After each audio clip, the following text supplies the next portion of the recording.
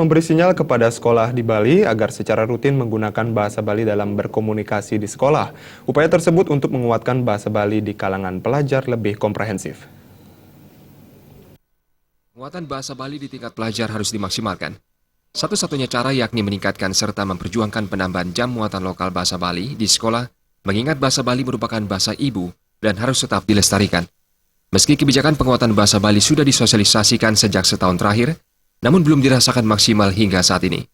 Akademisi Imade Swarte sangat mengapresiasi langkah pemerintah dalam mengajarkan bahasa Bali sebagai bahasa ibu dengan merekrut penyuluh bahasa Bali, namun Swarte juga berharap adanya penyuluh bahasa Bali juga diimbangi dengan ditambahnya guru bahasa Bali. Karena selama ini banyak sekolah yang menerapkan guru rangkap, yakni guru agama merangkap guru bahasa Bali, sehingga hasil yang diharapkan belum maksimal. Tetapi satu hal yang perlu dilakukan adalah di samping pemerintah sudah mengangkat guru-guru bahasa daerah, jangan dirangkap oleh guru agama. Bahasa daerah tidak boleh sebagai guru agama tidak boleh sebagai guru bahasa daerah. Kedalaman materi akan ada di masing-masing disiplin ilmu itu.